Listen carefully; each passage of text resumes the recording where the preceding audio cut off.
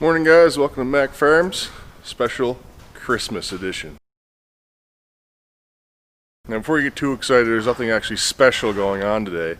It's only special because I'm including an extra video in between. I've been doing weekly videos every Friday for the last few weeks now, just trying to spread things out over winter rather than have dark periods where there's no videos. I'm trying to spread it out so there's one every week.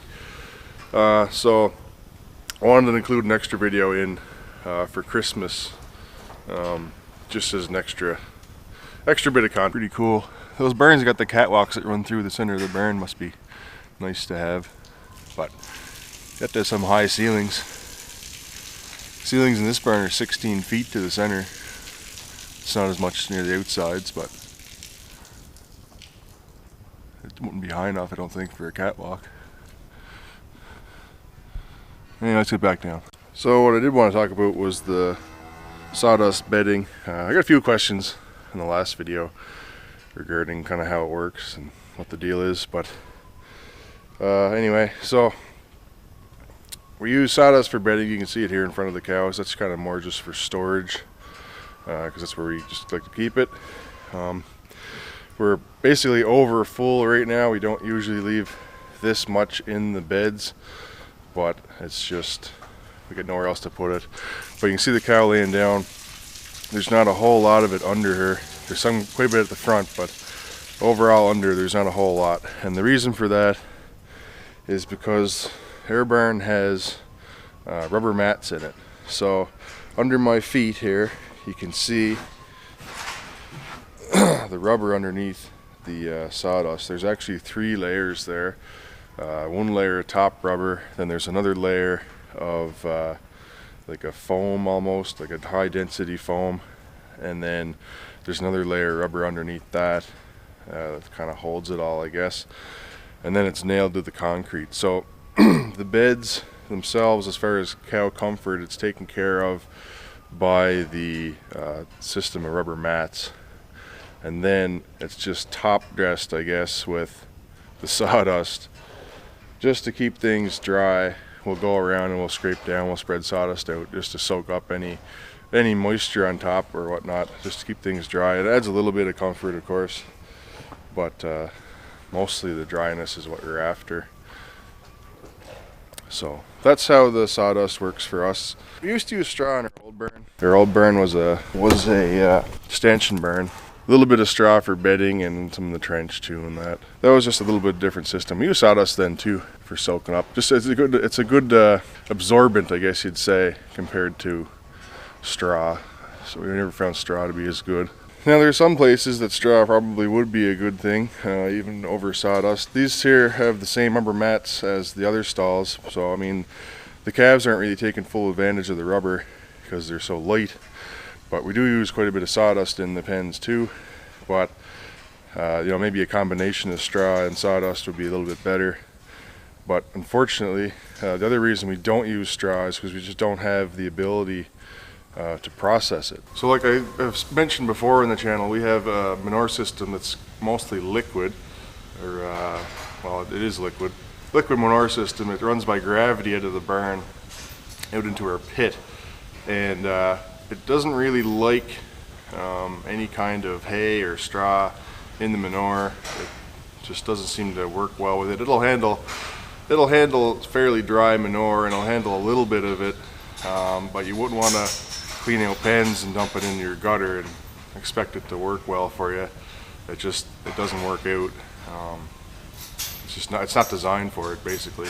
There is manure systems for liquid, I'm sure, that'll process the straw and pump it out or whatever, or chop it up. I have no idea, but it just doesn't work. It doesn't work with the system that we have, and our system, we like it. There's no moving parts or anything like that. So, and I mean, I'm sure you could run a solids pile too and a solid spreader, but you don't want to get into that. So we just stick to the sawdust, and we stay away from any straw, and don't try to get too much hay or reject hay, I guess, in with our manure.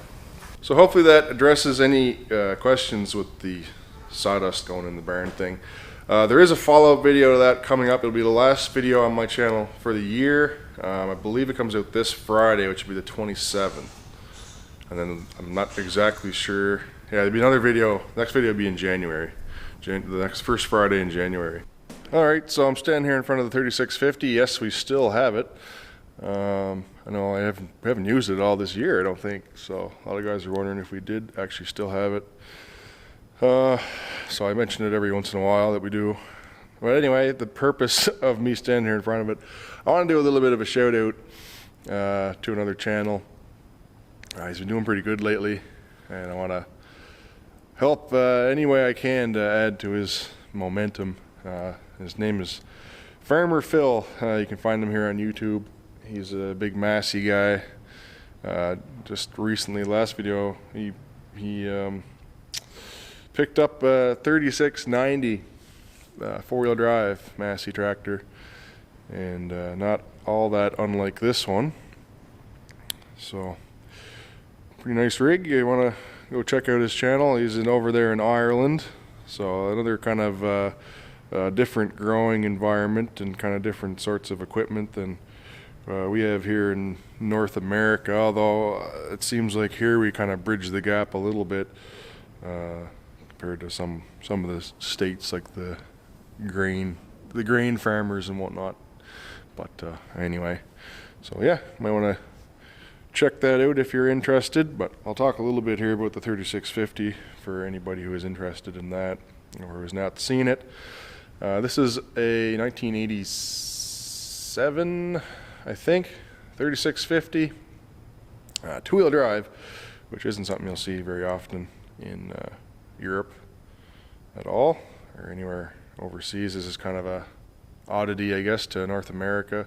I wish it was four-wheel drive, otherwise it wouldn't be for sale, but whatever, it is what it is. So it's got a big Perkins in it, 5.8, or better known as a 354, same as what's in the old 1105 in front of it. It's 150 engine horsepower, thereabouts, a little bit less. I think it's 130 PTO. So it's a big old girl.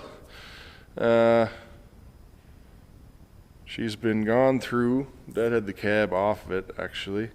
They replaced a lot of rust on it with good metal. The fenders have been replaced, I think. And yeah, just a whole bunch of other stuff. We actually bought a donor cab for this thing when they did it. I actually wasn't even home. I was working at West at the time when we got this.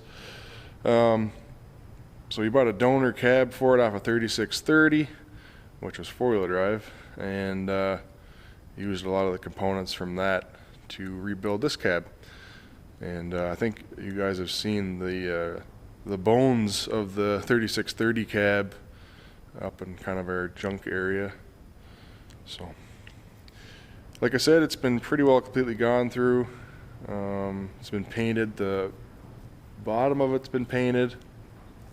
The gray, the dark gray, I mean, and the red has all been done. The cab has been done.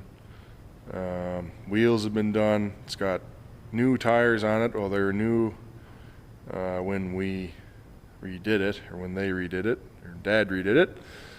And yeah, it's just a good working old tractor. Good looking rig. Oh yeah, that's another thing that's probably not that common over there, is the bar axles on it. So it's got the bar axles with the cast centers. I think most of the tractors you'll see overseas will have flange mount wheels on them, like the white up here does. Well, the 885s do too, but it'll be something like that, like on the white. But let's go back to the 3650 here. So this is a Datatronic, which isn't really overly fancy. It just means it has that box up there and the pillar, which gives you some information. I don't know if you can read it or not, but it's like it'll read out engine speed, PTO speed, forward speed, fuel usage, acres an hour, all that kind of cool stuff. Unfortunately, this tractor, the battery inside that unit died, so that no longer functions. I think you can replace the battery, and it might have actually been replaced, but then it has to be reprogrammed. And Dad just never wanted to do that, so I guess he didn't. So anyway, it's got a good seat in it, original style. Anyway, I'm not sure if it is exactly the original seat. It could be. It's not. Well, let me rephrase that. I know it's not the original seat to this tractor, but it might be an original 3000 series seat. Dad's always changing cushions around. I don't know. You can see I don't got any light in here, so you probably can't see. I got no light on the camera either, but over there's all the 3.H controls and whatnot. This is a 16-speed forward, 16-speed reverse tractor. It's got one power shift. It's not a Dynashift. The Dynashifts came in the next series, which would have been like the 3660 and 3655. So a little bit too early for that. Mechanical clutch, but it's well, dry clutch, I should say. It's a dry clutch, but it's hydraulically operated, like a master and slave cylinder deal. It's not a linkage like I think some of the AGCO tractors that were similar had. So it's a little bit different. But yeah, anyway, that's pretty much it. It's got 2 remotes on it. And not really sure what else to say. Dad usually keeps a battery charger on it. It's got a nice radio. And yeah, the cab interior was done, I should mention, but I don't know, needs a straight pipe. Need to put the same exhaust on as I did the 1105. So anyway, yeah, and there's the 1105. Needs that exhaust pipe on 3650.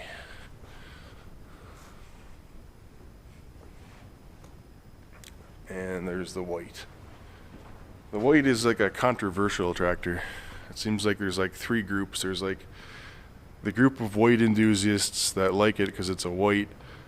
There's the group of guys that like Masseys but hate the white because it's just a copy of a Massey, so they hate them. And then there's the guys that just think it's a cool tractor. So it's a 6270 Massey, basically, with about a 6-inch longer wheelbase or whatever I said it was in another video, with 6 BT Cummins in it. It's a pretty nice little tractor, actually. Anyway guys, like I said, it's December 24th today. It's about 10:45 in the morning. I gotta put a bale of hay in here for the heifers. Running a bit low in the barn there, so I'm just gonna do that right quick. It's actually right here behind the tractor, so it's not gonna take me very long. Don't gotta dig it into the hay barn, thankfully. You got the hay barn closed up for the winter now. Well, I say close up for the winter, but we open and close the doors as needed, which is a royal pain in the ass because it's not like a roll up or burn door or nothing. You got to carry it by hand. But anyway, yeah, just want to wish everybody a Merry Christmas, Happy New Year, all that good stuff. Especially my regular subscribers that comment. I always appreciate that. You know who you are. And yeah, we'll see you in the new year because this is the last recording for the year. So take care, guys. And Merry Christmas.